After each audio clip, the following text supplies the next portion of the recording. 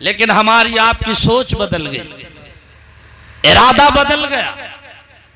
बेटी जवान होती है, रिश्ते का नंबर आता है तो अब हाफिज कुरान का मशवरा दे दो तो सांस लंबी निकलती है।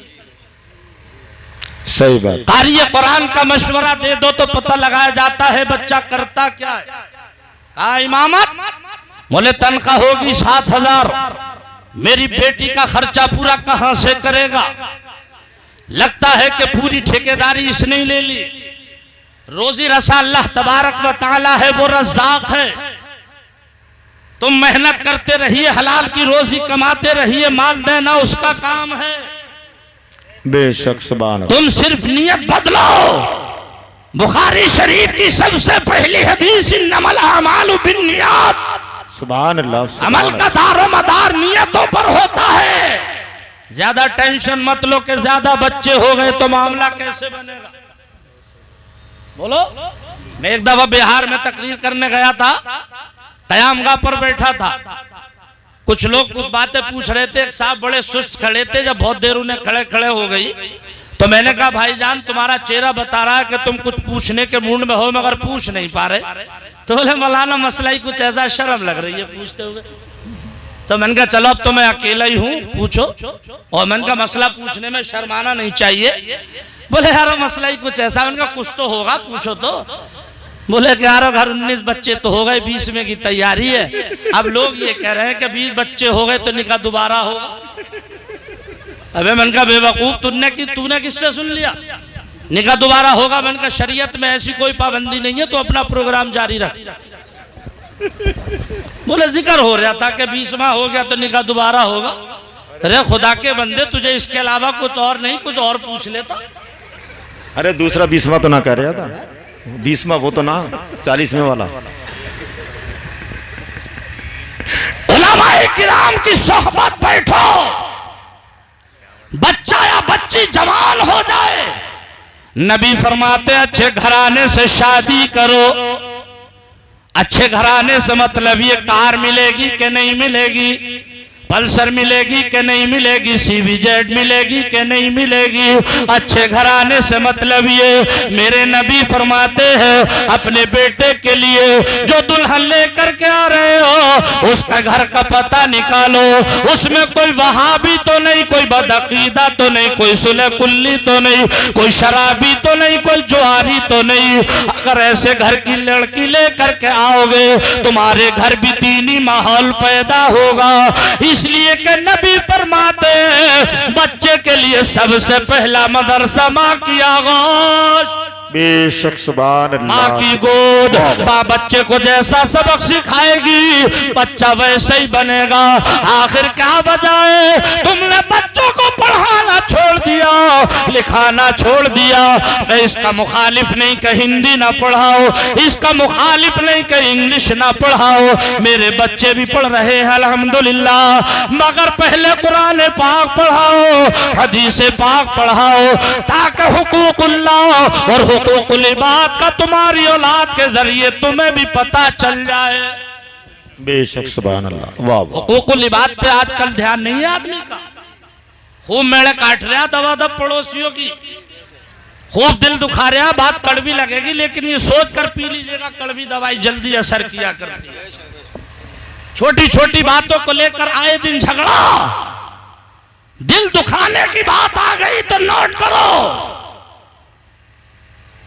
हजरत आयशा सिद्दीका रज़ियल्लाहु ताला अन्हा उम्महातुल मुमिनीन, नबी की प्यारी शरीक हयात है, सिद्दीक अकबर की चहीती बेटी है। नबी की बारगाह में हाजिर हुई, नबी का दरिया रहमत जोश पर है। नबी फरमाते हैं आयशा आज तुम हमसे जो चाहो मांग लो।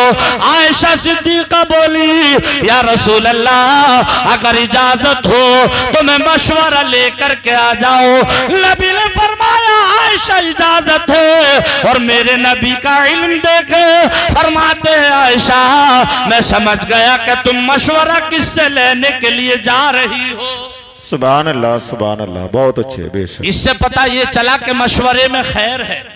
जो भी काम करो मशवरे से करो, अपने पैसे पर नाज न करो कि हम पर पैसा है तो मशवरे की जरूरत नहीं।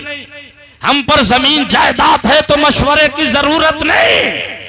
आयशा सिद्दीका कहती या रसूल अल्लाह इजाजत दे दीजिए, मशवरा लेकर के आ जाओ। नबी फरमाते इजाजत। आयशा सिद्दीका गई हजरत अबूबकर सिद्दीक के पास। अब्बा जान आज नबी ने ये फरमाया है, ए आयशा तुम हमसे जो चाहो मांग लो। सिद्दीक अकबर बोले ए बेटी बहुत अच्छा किया, मशवरा करने के लिए आ गई।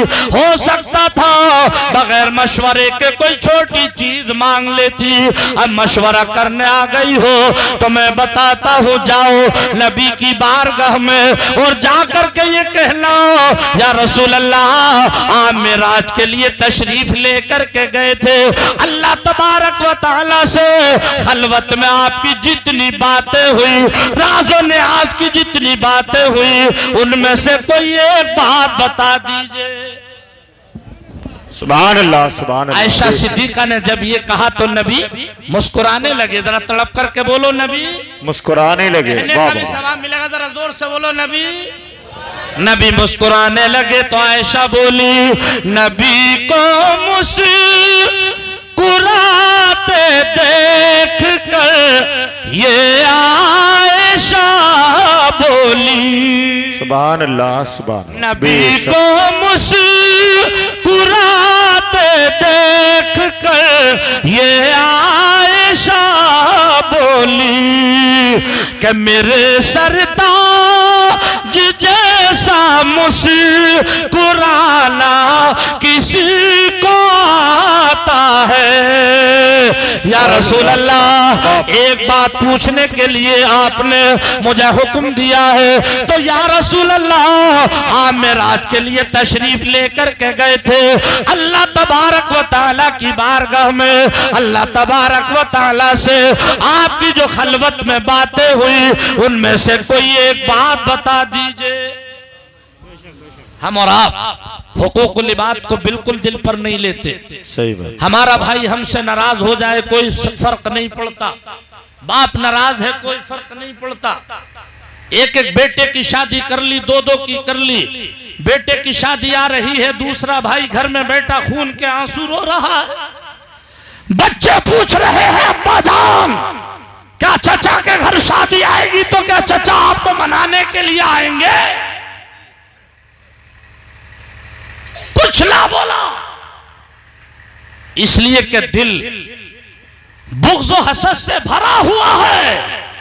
मगर शायर कहता है कि दिल बुग़्ज़ व हसद से रंजूर न कर, ये नूर खुदा है इसको बेनूर न कर। वाह वाह सुभान अल्लाह। जो इश्क़ मोहम्मद में फना नहीं होता वो कतरा ही रहता है, समंदर नहीं होता। वाह वाह। भाई कमरे में बैठा, थोड़ी देर और तशरीफ रखे।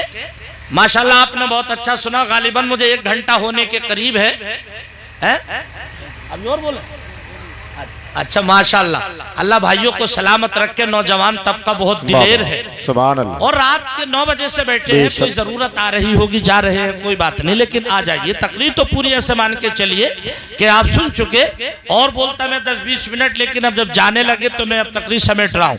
बगैर दुआ के, बगैर सलातो सलाम के मत जाइए। नबी फरमाते हैं दुआ मुखुल इबादा, दुआ इबादत का मक्स हुआ करती है। बेशक बेशक। आप बगैर दुआ के चले जाओगे, फायदा क्या होगा? 9 बजे सब तक जाग रहे हो, नुकसान किसका होगा? हमारा नहीं, आपका ही होगा। आयशा सिद्दीका बोली या रसूल अल्लाह कोई एक बात बता दीजिए।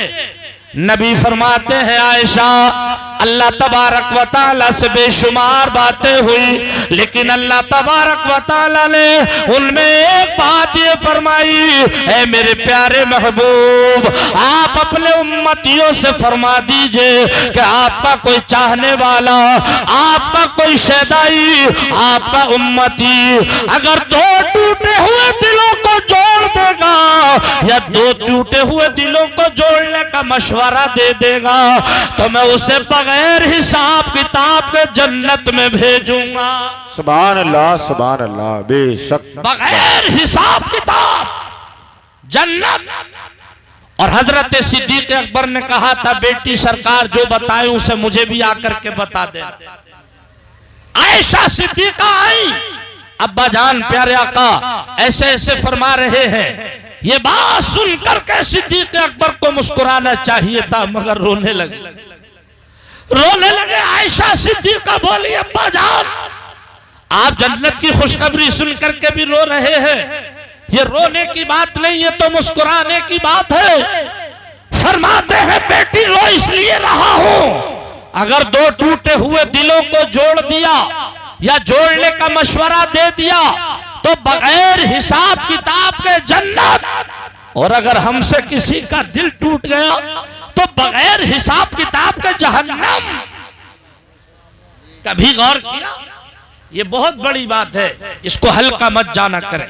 अपने बच्चों को दीनी तालीम सिखाओ, हदीस मुस्तफा पढ़ाओ, और फिर हिंदी पढ़ाओ, इंग्लिश पढ़ाओ, इतना पढ़ाओ कि बच्चा डॉक्टर भी बने, बच्चा मास्टर भी बने, और डॉक्टर बने तो ऐसा बने। अज़ीज़ाने गिरामी, हमें डॉक्टरों की भी जरूरत है, इसलिए कि हम और आपके बच्चे जब डॉक्टर होंगे तो किडनी चोर डॉक्टर नहीं होंगे, बल्कि मरीज को ठीक करने वाले डॉक्टर होंगे। और जिनके पास कुरान का इल्म नहीं, हदीस का इल्म नहीं, वो डॉक्टर तो होते हैं, मगर बुरा मत मानिए 20% डॉक्टर उनमें किडनी चोर डॉक्टर होते हैं। इसलिए कुरान पाक का इल्म जरूरी है, हदीस पाक का इल्म जरूरी है। मदरसा गुलशन इस्लाम हजरत पढ़ा रहे हैं, आप लोगों का ताउन की जरूरत है। इसलिए कि अगर एक मुदर्रिस, एक कारी, एक मौलवी अगर अकेला मेहनत करता रहे कुछ नहीं हो सकता, और साथ में आप हजरात उनके बाजू मजबूत करेंगे। अज़ीज़ाने गिरामी, तो मदरसा मेरा घर नहीं, हजरत का घर नहीं, बल्कि वो प्यारे आका सल्लल्लाहु ताला अलैहि वसल्लम का घर है। उसमें पढ़ने वाला बच्चा मेरा मेहमान नहीं, आपका मेहमान नहीं, बल्कि मेहमान रसूल होता है।